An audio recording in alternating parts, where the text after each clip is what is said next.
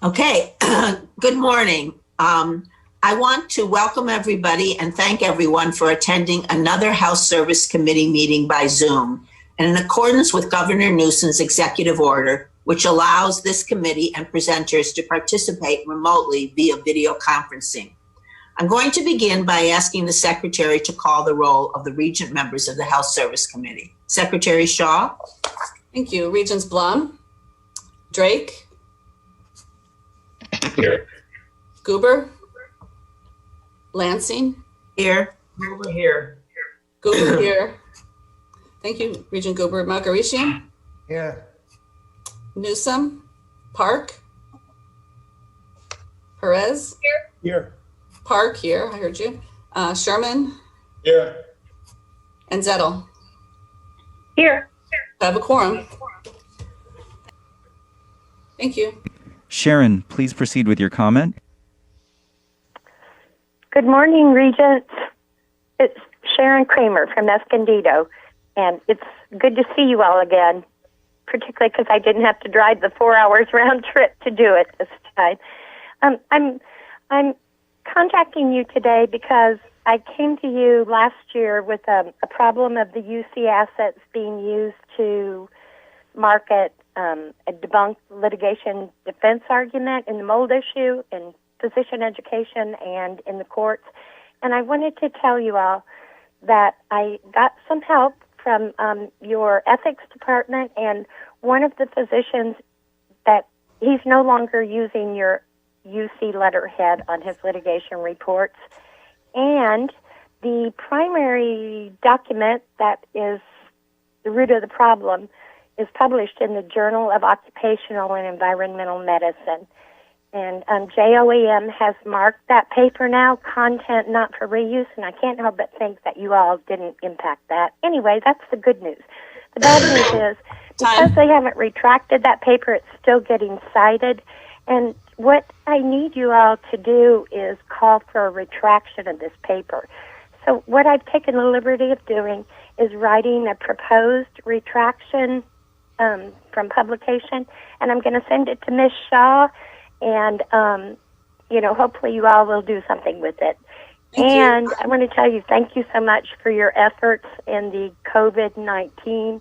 I can't even imagine what it would be like being in charge of making decisions on this issue. So thank you. Bye.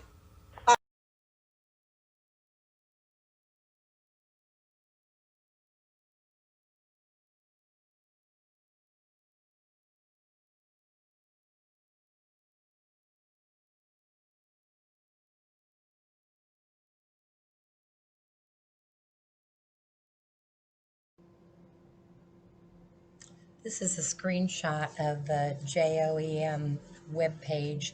As you can see, the article, Adverse Human Health Effects Associated with Mold and the Indoor Environment, says content not for reuse on that website.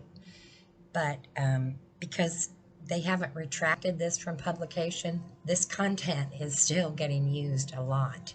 And what happens is it's cited for other papers, and then those papers are used in litigation by less than forthright expert defense witnesses in promotion of their opinions.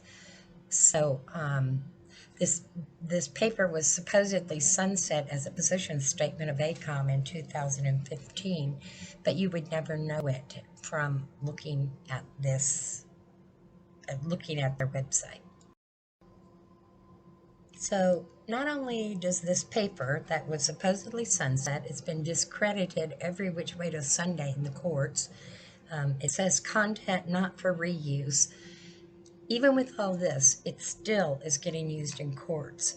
And worse than that, the CDC is still funding the proliferation of the junk science that is within this document by funding the American College of Medical Toxicology to disseminate information to physicians through the Association of Occupational and Environmental Clinics and the Pediatric Environmental Health Specialty Units.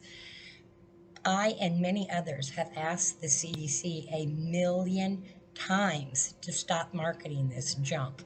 What it's used for in the courts is to deny that water damaged buildings are capable of causing long-term neurocognitive problems in people. And that's for is to help insurers, employers, and other building stakeholders to be able to deny liability for causation of illness.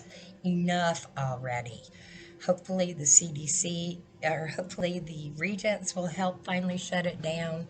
And I'm attaching a Wall Street Journal article from 2007 to show how long it's been publicly known that this paper is a piece of garbage.